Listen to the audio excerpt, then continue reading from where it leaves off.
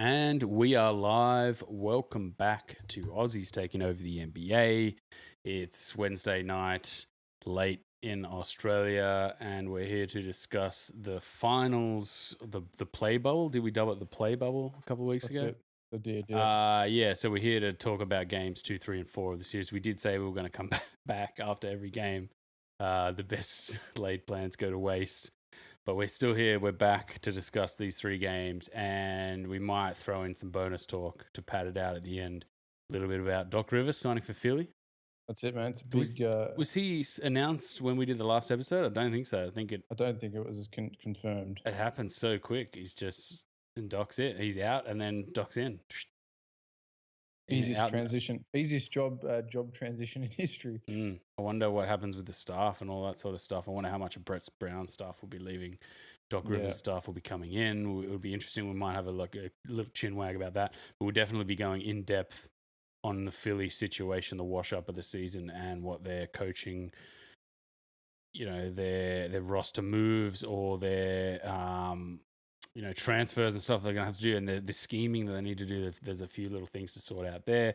But as always, like, share, and subscribe on Spotify, on Twitter, on YouTube, on Podcast Addict, on iTunes, on SoundCloud, everywhere you can get your podcast on RSS feed. And then if you can't find it and you want to listen to this, then hit us up with a message on YouTube or on Twitter, and we will try and sort you out with a feed, an RSS feed, to get it to your ears. Now this Lakers team on the verge, man. 3-1. Yeah, I wanted to come back after game 2 and, talk about AD's fantastic performance. He just went ham again, man. Just absolutely destroyed the Heat. I just think that it was sorry to cut you off for a minute. And we spoke about this game 1, man. They went to the zone game 2. And it just didn't work with LeBron in the middle and his pass ability and his size. And AD just feasted. Didn't he? Just absolutely feasted. And I wanted to talk about actually like the zone itself, right?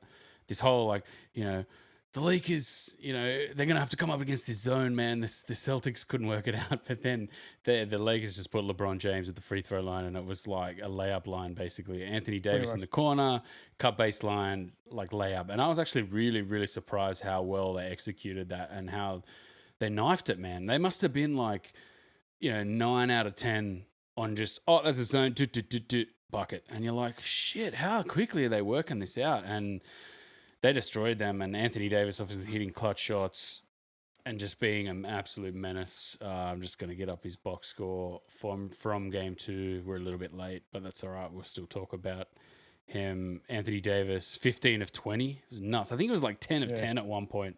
32 points. 14 rebounds and 1 assist. Just a monster night, man. He just leveled up again. Night. They leveled up, and I think Dwight Howard had a good, start to the game, and they worked it pretty much out. If they could get inside on the zone, it was game over. And I was a bit disappointed to see Spoelstra kind of, wait that whole game. He played that zone right till the end, and I think that was a bit of a mistake. I think that you wanted to potentially change it up with no Bam in the middle, and getting them more into a man-on kind of switching rotation. But yeah, credit to Vogel and the Lakers, man. Putting LeBron James at the free throw line was, a man playing with babies. Really, it was. It was just, he was just too big, too strong, and is too good a passer, for that to counteract that kind of offense. So, a bit disappointed from Spoelstra. I don't know if he thinks that this is going to be a bit of a dynastic team where this is the only beginning. The Heat or the Lakers? Yeah, the Heat. I mean, the Lakers are on the way out. Let's be real. I mean, LeBron's got a year or 2. He looks like he could play for another 5 years, man, at this level. Look, it's some capacity. You could probably play for another 5 years. But, I mean, I don't think Anthony Davis is going to be there for another 5 years. I don't know. I would like, at this point of what the Lakers have built, if it was you, put it in your shoes, and you were like, man, this guy could get me like 3 or 4 more championships here. Like, we're gonna have a dynasty. Like, surely you'd stay. Yeah, I suppose if you got rid of bloody Danny Green, I suppose anything's possible. Danny Green, but there's some slight retooling of this roster that they can do, man, to maximize LeBron. Their cap isn't the worst situation, and there's definitely some veterans around in spots where, like, you don't have to have a power forward, and you don't have to have a center. Like, they're the two spots where it's just like, oof, like a $3 million spot here. Like that could absolutely destroy the chances of us having a championship. Like they've got those two spots locked down.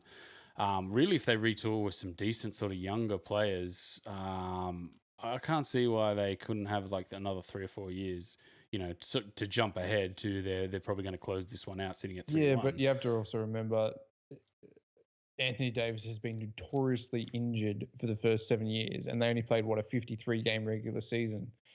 True. You cut that out to 82 games plus playoffs. It's a different. And I've heard a lot of people. Apparently, like 20% of NBA fans think that this bubble off shouldn't count. Like it's just pointless. Yeah, I don't care. I don't care. No, it's a championship, and I agree with it. Then I was listening to Simmons today, and he was talking about the Lakers. They weren't the Lakers. We're not counting those championships because they weren't the Lakers. And I'm just like, oh god, it gets so petty sometimes where people just look for chances. Like the one thing I did want to talk about through all of these games, like a little bit of a rant, not a ref rant, but a rant in general, is like, did the Warriors, like in their dynasty, were they ever annoying in terms of like complaining and whinging and Draymond? Yeah, fair enough. Because watching this Lakers team, man, you're just like, all right, complain, but the basketball players that you're just like, oh, that guy, Klay Thompson, doesn't say a word. Nah, love him. Steph Curry hardly says a word. Ben Simmons doesn't say boo. There's a whole bunch of guys. Al Horford barely says 2 words on the. Kawhi Leonard barely gets. These are great players, but they barely. And then there's the whingers. LeBron is notorious for being a little bit whingy. Chris Paul, definitely. Draymond Green, Caruso. Yes. Hey man, he was whinging today. Like the thing is, like, I don't mind having a bit of a like, hey ref, come on, like make these calls. Like, but these like today, especially, and in game 3 when Jimmy was going nuts, like calls where it's just like, yeah, guys, get 3 out of 5 of these. Like, relax. Like, you might get a missed call here and there. Stop complaining. Like, I get if someone like elbows or hip checks, or you cop an elbow to the face and you go, hey, come on. Like, but some of these were just like routine fouls, and they just get up complaining, and you're just like, can we just play? Like a couple of charges in game 3 where guys just throwing themselves on the ground, and you kind of like, come on, man. Like, fuck, I hate this charge thing. When did I see? Who was it? I think it was it Rondo that took a charge game 3 where just like, oh wow, that's a charge. He literally went straight into him, and he's at his feet planted for like 10 seconds. It's the only true charge I've seen this whole bubble off. Really, everyone's moving their feet. They're scrambling to get into position. They sway into position. Yeah, and it all happens so quick, and the ref's like, oh, that he flew, so therefore it's a charge, and you're like, what about that shot on Hero today? Just talking about Hero's trying. But do you think it was a flop? Yeah, but the thing is, like, LeBron leads with his elbow. Like, that's the part. Like, if LeBron sort of bumps, whoa, easy. Like if LeBron bumps a dude, I'm all right with that. And because he has a history of like, he just gets in the lane and it's 270 pounds of a dude with his shoulders. Like he just needs to like swing his shoulders, and he creates enough space for himself to finish. So if you're leading with your arm, I'm a little bit more sympathetic, but I still think he could have gone into LeBron a bit better, like worn that a little bit better. And then I would have been like, okay, fair enough. But for what it was, I thought it was a bit of a flop. But then there's another Caruso one where Caruso just went into him, and like, their torsos and hips kind of touched, and he like launched himself and went flying like off the court, like into the back area, pretty much where the Heat bench is. And you're like, no, that's not a charge. Like, the ref looks at it, sees the contact, and sees him end up like 16 feet away. And you're like, no, that's not a charge, man. Like, and you go back and watch it, and you see him like launch his feet, like to just try and get a maximum space. But yeah, that's the one thing that's just annoyed me a little bit. Like, complain about legitimate shit. Like, stop. Let's tone down the like. Yeah, I got fouled, and it's like, yeah, all right. Like, we'll get you the next one. Like, it's all right. I think Davis had one today where he got smacked like right in the face, and then didn't get the call. He goes down the other end, and then like on a loose ball, someone kind of reaches, gets a little bit of ball in hand, and they're like, foul, and then everyone complains, and you're just like, yeah, but he got smashed to the other end. Like, they're the parts where you don't need to complain all the time. Like, if you get one of these every now and then, you understand that, then maybe, these games, like, I just thought it was I'd have a bit of a rant about that. Yeah, I don't know. I don't remember these other finals being where both teams complained a lot about shit. Maybe it's the bubble, maybe tensions, the 2 days. Probably the last time there was a massive whingy final was the 3-1 comeback to Cleveland. Kyrie did a power of whinging that series. Yeah, sending the tapes to the league office and shit. Power of whinging that series. But yeah, the last couple of years it hasn't really been. It's just been drubbings anyway, so it hasn't really. There's not much to win about when you. It's true. About when you're that much better than the opposition, I guess. Yeah, this is really one of the first final series in a while where the teams are quite evenly matched, and there's been some coaching sort of here and there's to go around. Like I think there's been a lot of talk of Davis and LeBron, and those two are the main guys on the team, and the role players versus the role players. But I think like lots been said about who's the Lakers' third guy. You know, is it Danny Green? Is it Caldwell Pope? Et cetera, et cetera. Like to me, I think it's been Frank Vogel. Like he's coaching to get this team playing that suffocating defense that they've been playing as a staple of how they play, and then be able to actually have a LeBron team locked down in a finals. Like I'm now watching this team going, fuck, like they're rooted in defense. Like this is a really good team. It's not just, we get to the finals, we play defense. We haven't played defense all year. And I think a lot of credit has to go to Frank Vogel for that as well. And I don't think he's getting that much credit, really. I think he deserves a shitload more credit than he's getting. I'd agree with that fact because most LeBron teams have been weirdly less defense centric. The Cavs were not a defensive powerhouse per se, and neither were the Heat really. When you look at those runs, they were just phenomenal on offense. But yeah, Frank Vogel's definitely stepped out of the LeBron coach kind of vacuum and actually is coaching. As opposed to Luke Walton, who just kind of... Luke Walton. Who? I can't believe the Kings are keeping him for another year. Just like, what the hell? I can't believe they got rid of Dave Yeager. I still don't understand that. Apparently he was at odds with the front office a lot, like, you know, fighting with them and shit, but still, like, yeah, anyway. But, yeah, I think a lot of credit has to go to him and Jason Kidd for the work that they've done to get the rest of this team playing a style in such rooted in defense. Because Anthony Davis, like, phenomenal, man. Okay, fundamentally he's not the absolute top level. Like, you know, you don't go one of the best defenders in the league, but the amount of like reading and adjusting and making these plays where he's just like, I got a split second to make a play. I made the play. Like, it's just fantastic to watch. He had one in game 2 where he recovered. I think it was Crowder kind of went to the basket and Crowder could see he had a step on him and AD just sort of recovered. And instead of going for the block and, you know, like straight away going like, I've got to block this shot because Crowder sort of like halted his step a little bit. He waited for the Crowder shot and then went up and blocked it. And I was like, God damn, man, like such smart defense. Yeah. But yeah, he went ham in game 2. It was a fantastic game for him. Then pretty much, you know, popped all his cooldowns and, you know, was fatigued in game 3 and there was a bit of a meltdown. Did you think there was a lot of like backlash after this game? What the fuck happened with AD, man? What's going on?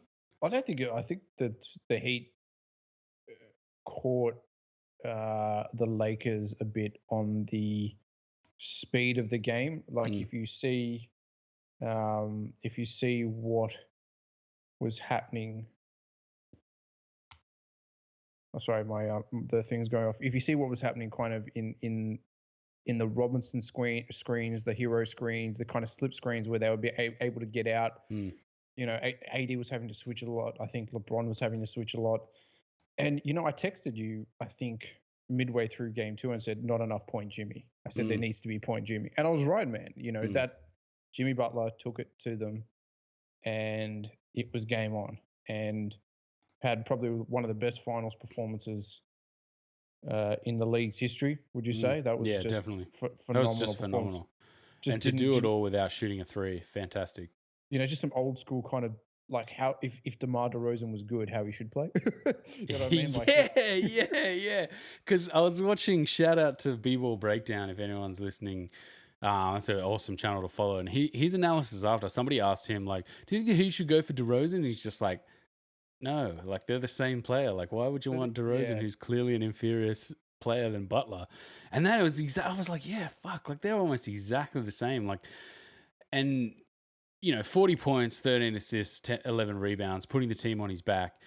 There's a few things I think to unpack in game 3 is that the Heat went away from the zone almost straight away, and I think it discombobulated the Lakers a little bit. Like there was a lot of like backlash of why is AD just standing in the corner all the time, and then because basically they were waiting for the zone to come along, and you know what happens when AD stands in the corner? They pick apart the zone by moving the guy to the free throw line, and AD cuts baseline and gets a dunk, and it was working in game 3 because Jimmy was so good. Jimmy kind of cooked. Jimmy Buckets cooked like LeBron a little bit. He cooked Kuzma a little bit. Caldwell Pope couldn't really defend him. But then obviously, fast forward to game 4, they put AD on him, and that kind of shut him down. But their ability as well, like Iggy was defending really well on the defensive end. He was sort of one-on-one with AD, and AD kind of struggled a little bit. We've obviously got to talk about that little foul trouble too. Little sneaky foul trouble. Yeah, that was a bit dodgy, wasn't it? Strikingly similar to the 2 fouls that Bam got in game 1, man. Like soft. and strikingly similar to the 2 fouls that Bam got in game 3 or 4 today. I just, everyone was like, "Oh, they're in the take. I can't believe it." And he got another. I think that all 3 of them were charges. That's the shit that kind of makes me laugh. And AD's not a guy who gets upset at that shit too.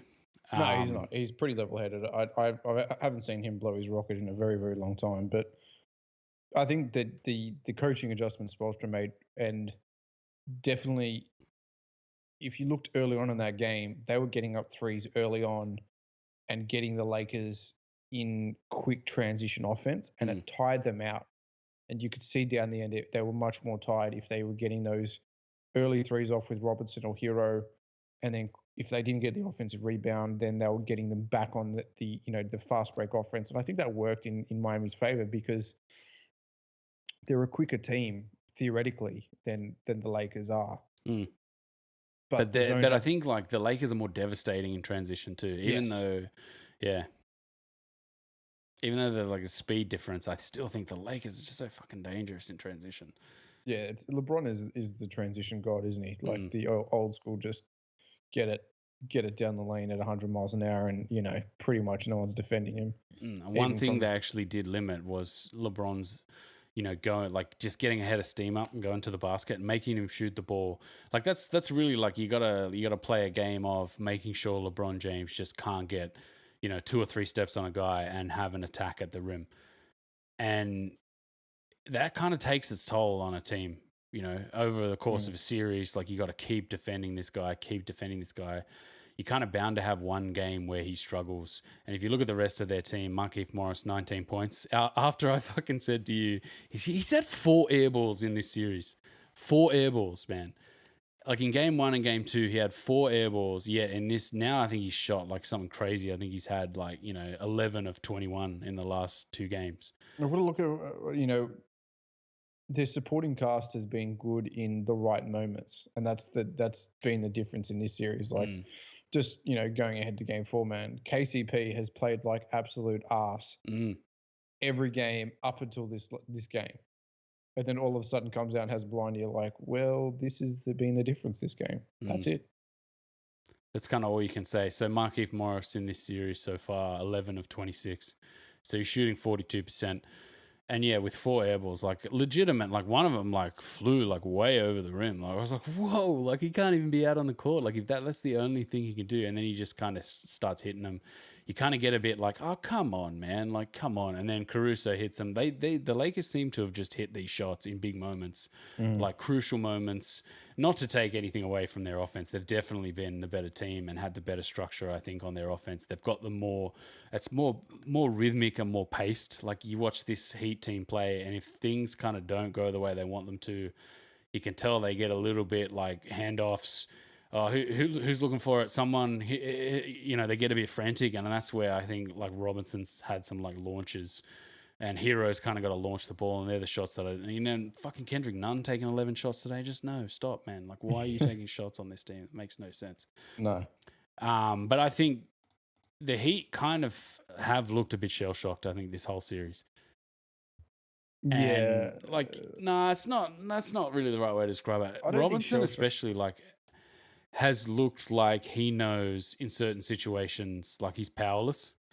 Like, especially when he's on LeBron, like a few times he's had LeBron. I think KCP blew by him today once, where you just kind of like, oof, you knew you were skinned there and you couldn't do anything about it. Like that's where, the freakish guys like Davis stand out, where it's like, oh man, he got skinned, but he still was able to recover and make a great play. And I think the Heat have a few too many of those guys where they get skinned and it's just over. Yeah, well, that is definitely lack of experience. Let's be real. The majority of their team, Kendrick Nunn Mm, is a rookie. Tyler Hero is a rookie. Robertson is in his second season, mm, or undrafted, not really expected to go anywhere. They're still young. Like they're still very, very raw. Iggy has been, standard Iggy. I think he's played well in stretches, but you can definitely tell he's getting old. yeah. Have you been He, able to say? he doesn't have, like, you can tell he's in situations looking for like some help, and then there's just no help. You know what I mean? Like he's good in certain situation where he acts as the help defender. Like he has guarded Davis one on one. I thought quite well in little parts. But you can't do that in an entire series. You can't just No. go throw Iggy on AD the entire time because you're just like, no, it's not going to work. Like it's going to be a depreciating strategy. Especially in this game 3. In fact, like before we talk about game 4, like in all of the games in this series, like I think Lakers have gotten respectable bench contributions that have been important, except maybe game 1. Like where you're just like, God damn, Yeah. like if you didn't have those, 19 from Morris and 19 from Kuzma in this game, like would have been a blowout. In game 2. What did we had 16 from Rondo, a crazy 3 or 4 from 3, and then 11 from Morris. 11 from Kuzma, and then 11 from Caldwell Pope. Like I think these points are important. And I Yeah, 'cause felt like their role guys have chipped in at better moments than the Heat. yes, I'd agree. Crowder's been somewhat average, or if to not to awful this series. How depressing is it when he takes shots? You're just like, this is not going in.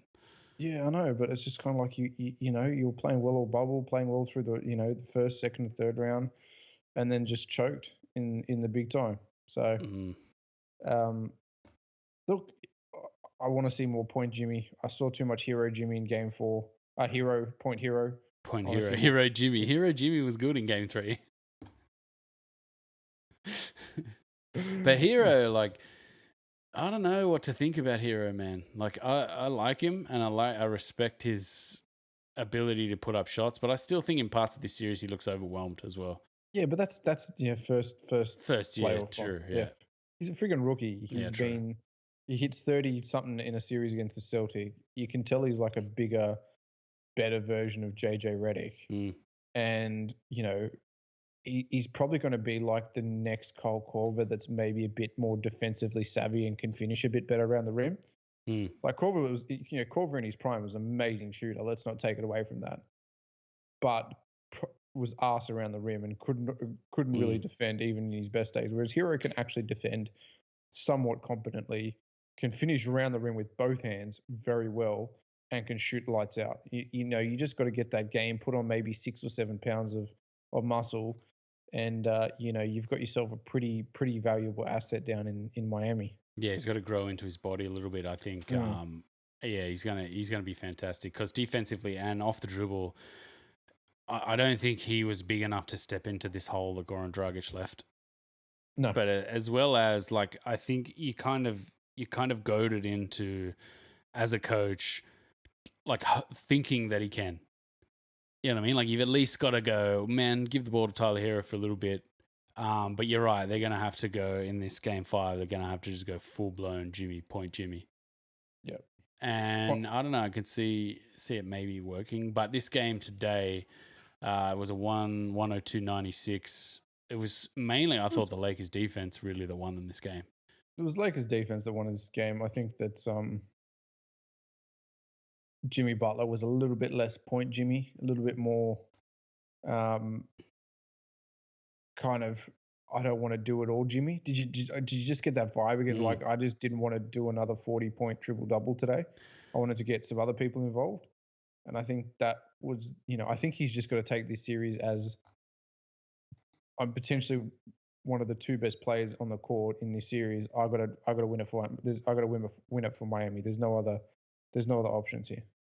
I I got Yeah, that I don't game free, know. but I didn't It get was a this weekend. strange sort of performance because when he was coming up against Davis a lot, and a lot of the things he was kind of doing to guys like Danny Green, Caldwell Pope, Rondo, and Caruso and Kuzma, like it was just like try that against Davis, and it's just like oh, kick it, kick it to shooters, and then the shooters were missing. It was like you just every time Crowder gets the ball, I'm just like, well, this is not going in, and.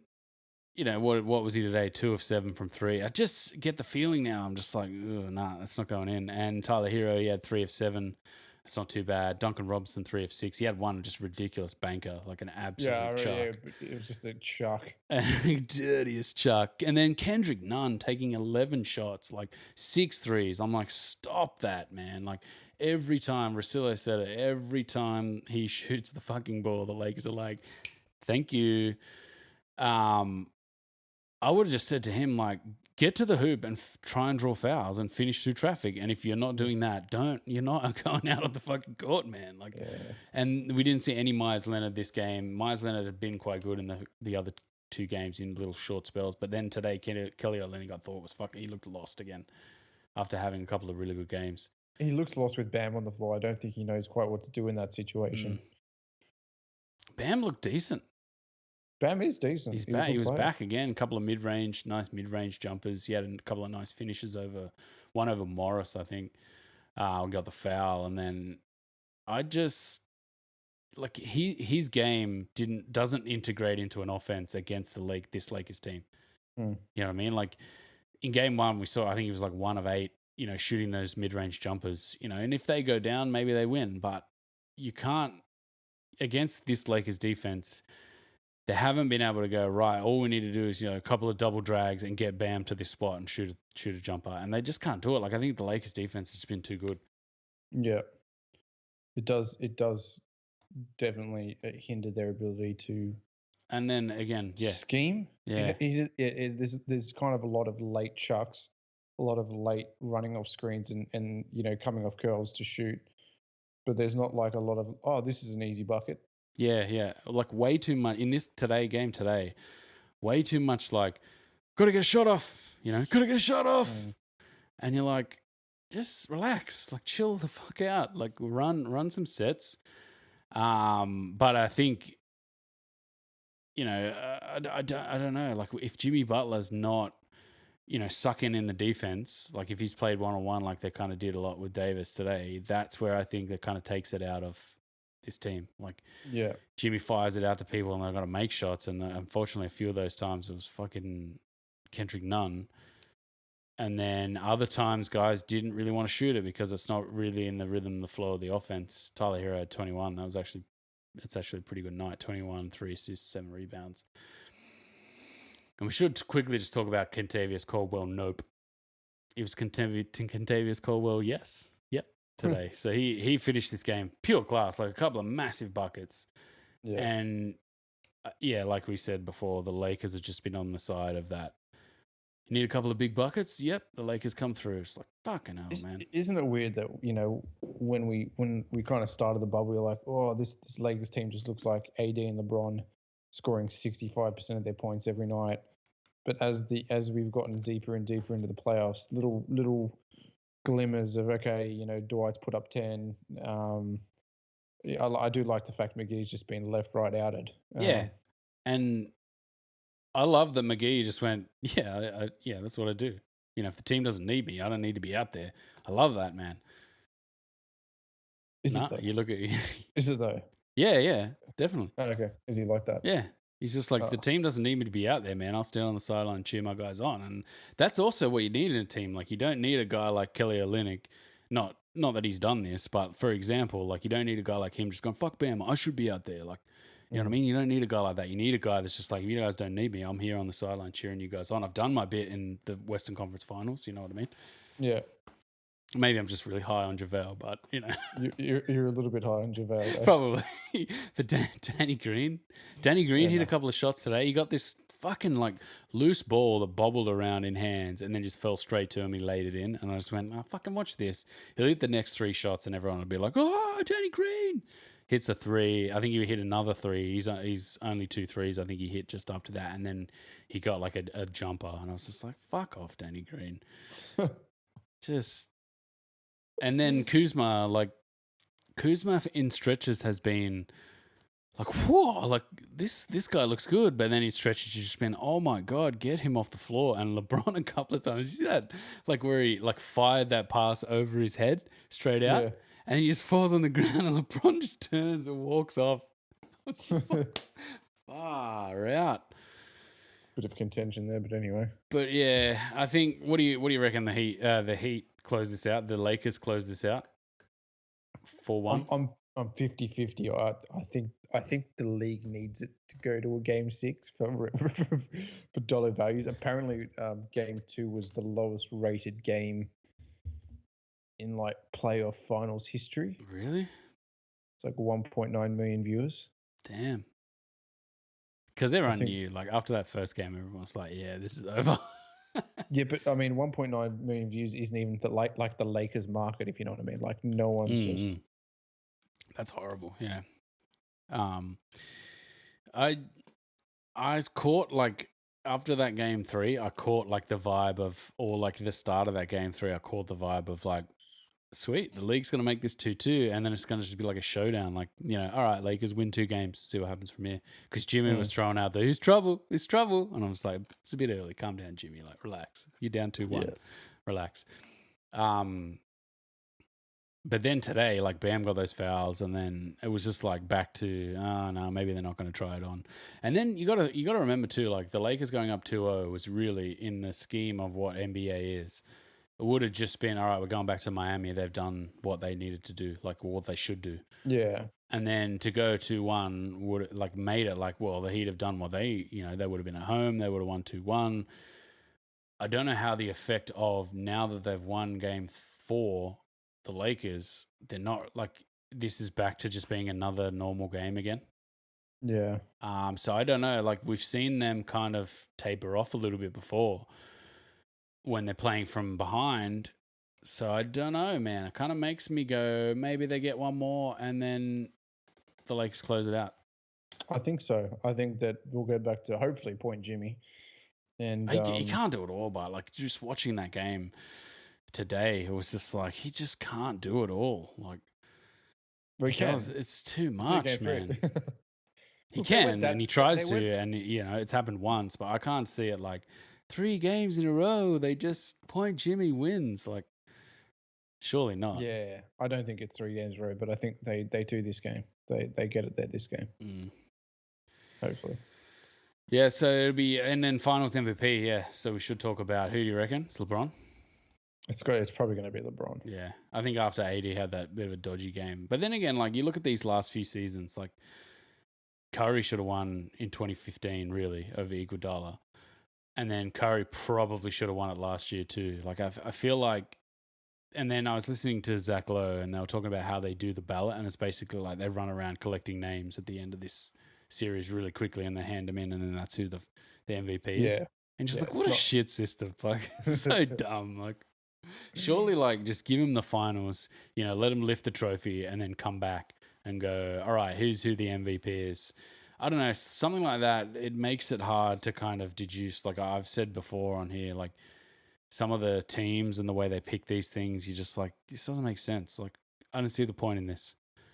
Yeah. It's rushed. It's like, you know, like you end up making a big deal out of it because it's a big deal. But then you look at how it's done and you're just like, what? Like, you know, this whole big deal is made out of like a bunch of guys scrambling around votes at the end of a series. Like, fucking hell, man. But I still think LeBron James, in terms of like the heartbeat and the rhythm of this team, 28 and 12 with 8 assists today. I think if he doesn't have these games, I don't think Davis has got the individual ability to carry this team over the line. No. And that kind of showed in game 3. I'd agree with that. You know, I think that they've both got to have semi-good nights in order to get there, and some supporting cast. Cheeky Frank Vogel, MVP. Coach of no, he didn't win Coach of the Year. Who did win Coach of the Year? Nurse. It didn't Bud. Bud? Who won Nurse was Coach of the last year, wasn't it? Yeah, Nurse was last year. Have they announced it yet? Because Yeah. I remember like before Giannis was announced as the MVP, we were just talking like he was the MVP. Just like, yeah, announced, yeah, definitely. And then like 3 days later, they were like, no, 1920 was Nick Nurse. Maybe it hasn't been done yet for this year. Wait, were we 1920? Yeah, 1920 is Nick Nurse. So it was this year. Last year was Buzz. Okay. But I definitely think low level sleeper. He's got the best crew though there. I think he's got a great crew of players. But for him to get this team playing like it has, I think he deserves a lot of respect. So yeah, we're both on the LeBron James train for the MVP. Yeah, definitely. Can't hate that much. Nah. Doc Rivers. Yeah, let's talk just quickly about Doc Rivers. Man, I'm still gutted about this, man. I'm going to give you the rundown on the Philly. So the idea and the understanding was that they've paid $180 million for Tobias Harris, and he hasn't performed in 2 final series. He had his best statistics under Doc Rivers. He gets along with Doc Rivers. They think that Doc Rivers can put Simmons in a lineup. If they move on Al Horford and potentially someone else, maybe they can pick up Buddy Hield. And they think that Doc Rivers is the coach to put this all together. That's what it's about. Mike D'Antoni wanted to move Simmons on, and I don't think ownership wanted to do that. They weren't ready to go to a Mike D'Antoni system. I think they're still very conservative in the way they want to play basketball. Fair enough. I'll counter the Tobias Harris with linking up with Doc as whack. Like, come on, man. You don't need Doc Rivers to come in to play better in finals. Like, that's whack, bro. That's the thought, is that he's I hate that, man. I hate that. Yeah.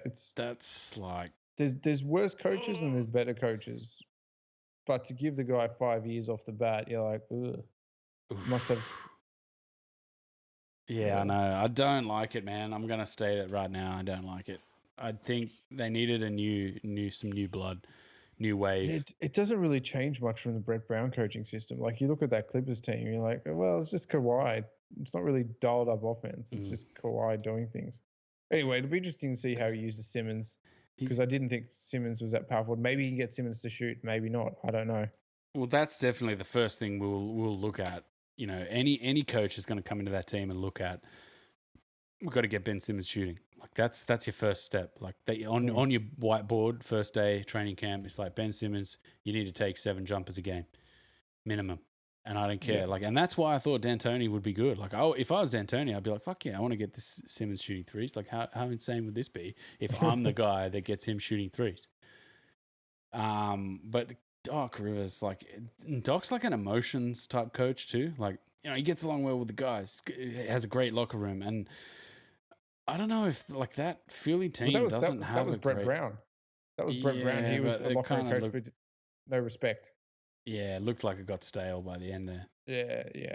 And then, you know, Doc's well respected. I don't think that's what Philly needs, man. Philly needs X's and O's on the court. I like Kenny Atkinson, to be honest with you. I do. I think that getting him playing like Brooklyn, but a more talented version of Brooklyn. You're like, he took this turgent team to like 8th seed and some entertaining basketball. Imagine what he could do if he had some talent. There is some moves they've got to make. They've got to move on. They've really got to try and get that Horford off the table. They've got the 21st pick in this draft as well, which is a sweetener. But I imagine they're going to have to throw in a decent player like a Tybal or a Shake or a Zaire Smith to get Horford out of there with the pick, and try and get Buddy Hield in somehow. But yeah, it'll be very interesting. We'll definitely go more in depth in a later episode after the bubble, in the off season, short off season, however long it's going to be. But yeah, finals, Lakers close it out. They should close it out. It's now 3-1, but you know, we will see. We'll come back, I think, maybe, what do you reckon, Friday? What do you reckon? A day, and then we just don't come back that day? Yeah, we just don't come back that day. We'll come back. We'll come back if it's interesting. We'll come back if it's not interesting. If it's over, it's over. Yeah, Friday. Yeah, we'll do a little wash up. And then we've got plenty still to come. So make sure you stay tuned over the next month and a bit. We've definitely got seasonal wraps to come with Paddy and Joe Ingles. What else we got? That was a great segue into what we're doing. We've got heaps to come. Joe Ingles, Paddy Mills. Well, we've got the draft. We've got do a bit of a season overview. We're going to talk, I suppose, what happens. Like, we still don't know what this season's going to look like. I mean, there's already been COVID outbreaks in the NFL. They want to go back to an 82 game travel season. I don't know how that's going to go. MMA has just been spectators have been let back into MMA in Texas. You're just like, well, that's another COVID outbreak waiting to happen. Like, it's just nuts, man. And then the crazy like presidential super spreader event. We're just like, whoa, you guys are nuts, man. Yeah. You guys are nuts. Far from this 2020 is far from over. I think 2020 is just going to be a repeated year for the next 4 or 5 years. It's kind of depressing. It's going to be strange, man. Like, I think a lot of sports are going to go on hold. I think basketball was in a weird situation where they were at the end of their season, whereas all these other sports didn't really start up. And I think baseball was at the end of their season, but who gives a shit about baseball? Yeah, but then they've started a new season. Yeah, they didn't get the airspace to go, right, let's work out what we're going to do. Like, they kind of had to like make it on the fly. They had to set up this bubble. They now have to like work out how they're going to, start a new season. They have to go back to bubble, man. They have to just put 30 teams in a bubble and just go, right, it's in a bubble, suck it up. Yeah, I don't know. Maybe they limit travel and just have East Coast, West Coast kind of like have an East Coast bubble and a West Coast bubble, and then teams kind of fly across and do it that way. But yeah, it's hard for it's hard to pay 8 months. The bubble was a finite kind of time value, and teams obviously left. So if you're out, you've got to go back. It's like post-apocalyptic almost, man. It is, man, because there's been training camps going on. I think the Warriors had a training camp. I think Atlanta had a training camp recently. The Knicks had a training camp. I just don't think you can do a 30-team bubble. Not for 82 games. Not for 82 games. I think it's too much. If you're going to play maybe 40 games in a bubble, but yeah, it's not the greatest, but it's not the greatest event without fans, is it? Like, the fans, like, you watch the reactions, you're like, yeah, come on, and then you're just like, oh yeah, it's a game. I kind of liked it.